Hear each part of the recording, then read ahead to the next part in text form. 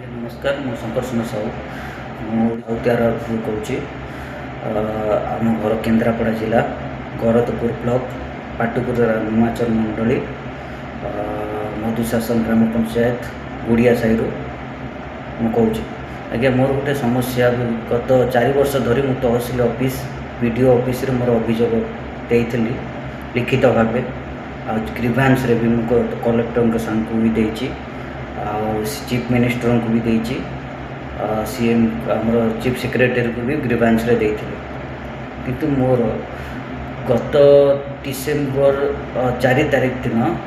December 8 तारीख दिन अतिरिक्त तहसीलदार डिमार्केशन पाई डेट फिक्स करते विलेज गवर्नमेंट रोड सर्वसाधारण रास्ता डिमार्केशन पाई डेट फिक्स करते किंतु डेट फिक्स करते सत्ते 2टा प्लॉट होता सर्वसाधारण रोड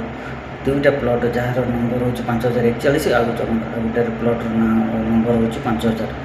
जहाँकि गाँव मध्य भाग प्लॉट नंबर हो 5041 गाँव शेष मुंडे प्लॉट नंबर हो 5000 किछि लोक ता ऊपर जबरदखल करके गाँ मझीरे गाँव शेष मुंडे किंतु आरआई नमीन डिमार्केशन करने जो आसी 5041 प्लॉटा को डिमार्केशन आम गाँव मध्य भाग प्लॉटा को डिमार्केशन करके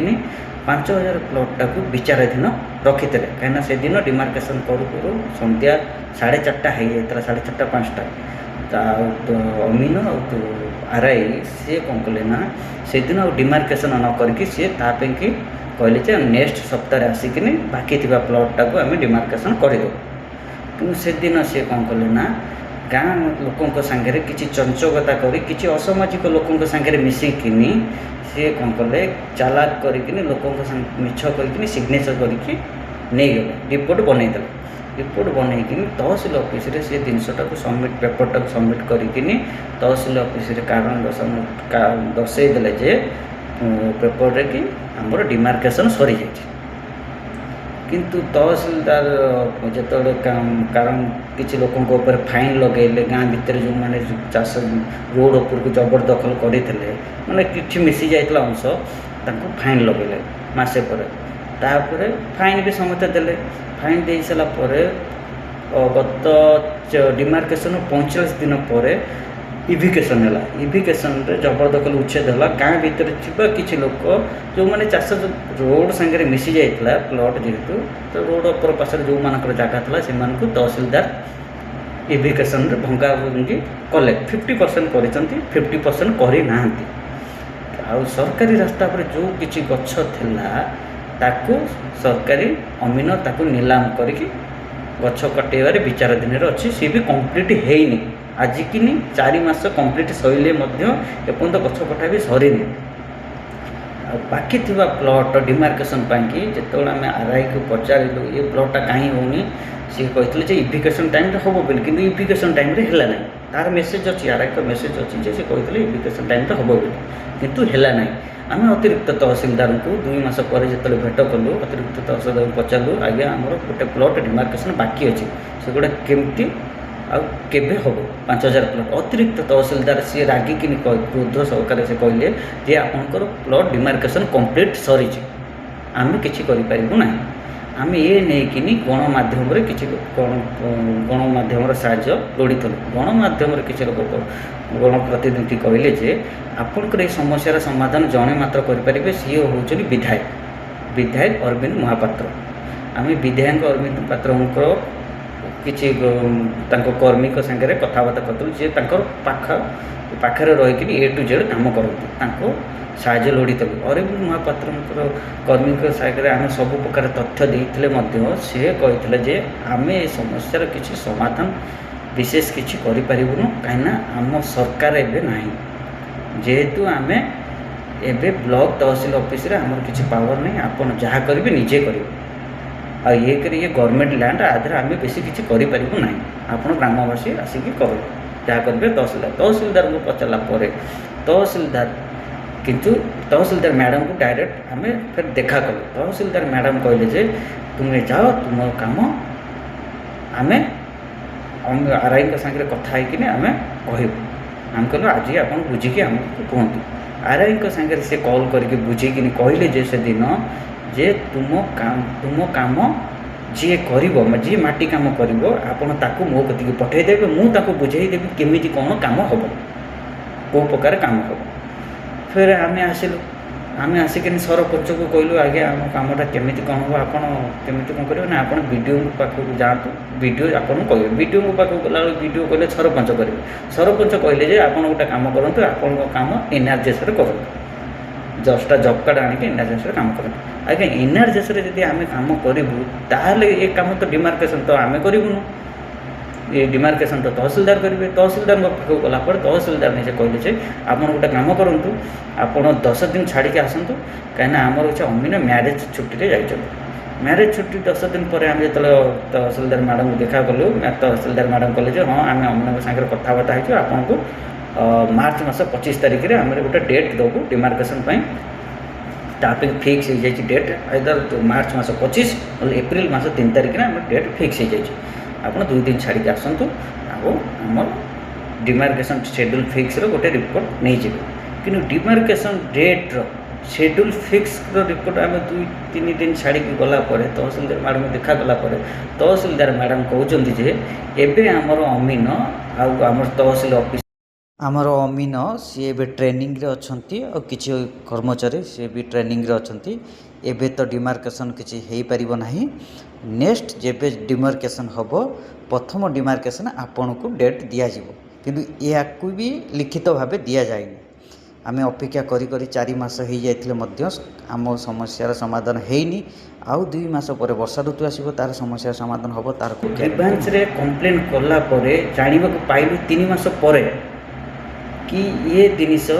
कि आमर अधा काम बाकी अच्छी किंतु तहसिलदार मैडम तादर नोटिस रे जनाऊँच जे रिप्लाई रे कि ये काम कंप्लीट हो जाए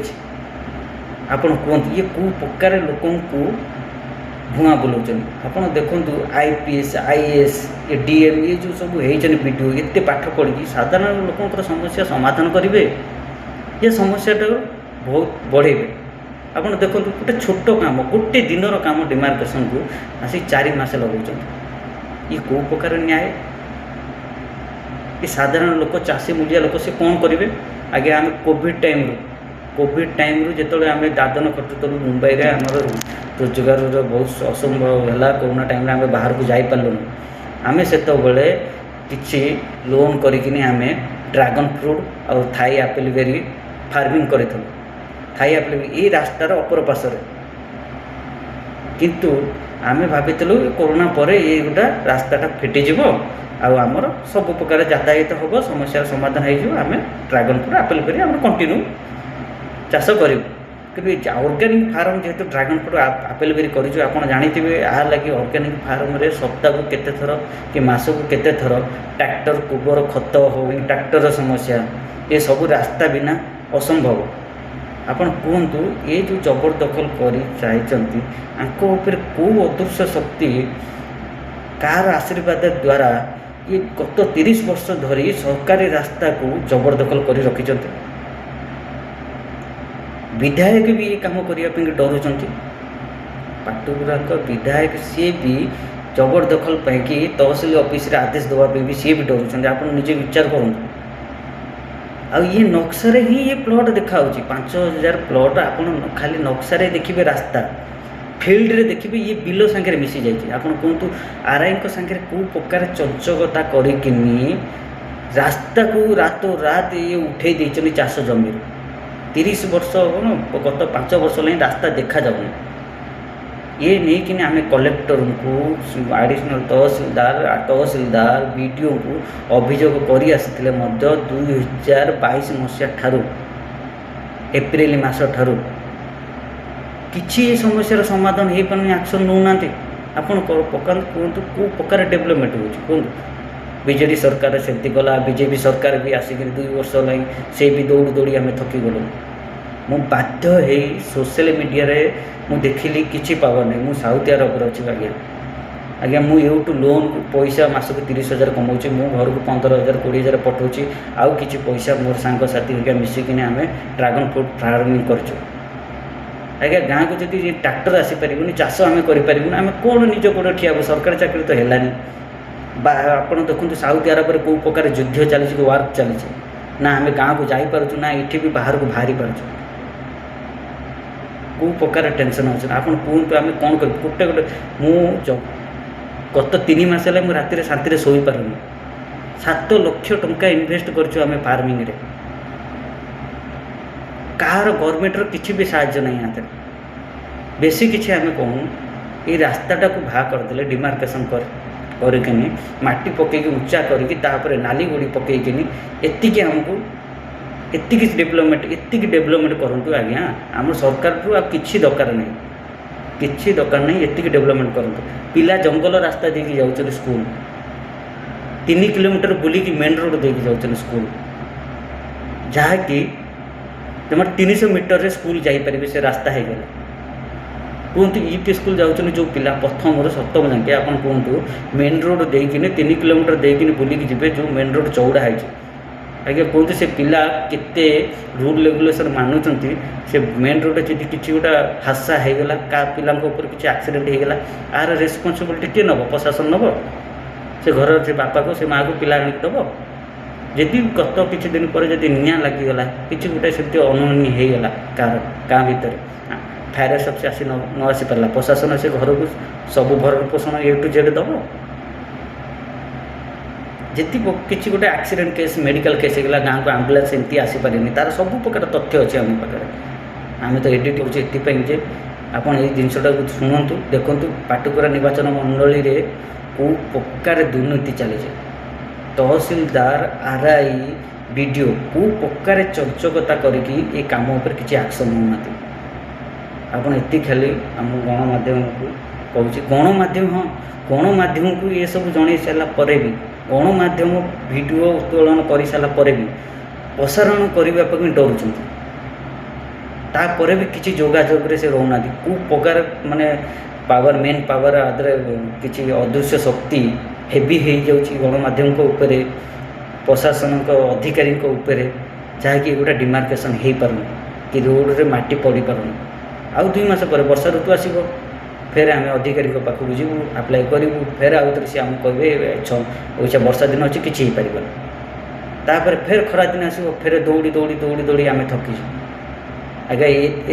ଏଇ 4 ମାସରେ ଆମେ ତହସିଲ BDO ଅଫିସ୍ ଆଜ୍ଞା 12 ଥର ଯାଇସାରିଲୁ। ତାର ପ୍ରମାଣ ଅଛି, ଫଟୋ ଅଛି, ସବୁ ପ୍ରକାର ତଥ୍ୟ ଅଛି। ଆଜ୍ଞା ଟିକେ କିଛି ଆକ୍ସନ୍ ନିଅନ୍ତୁ। ପବ୍ଲିକ୍ ଟିକେ ଏଇ ଭିଡ଼ିଓଟାକୁ କିଛି ନାହିଁ,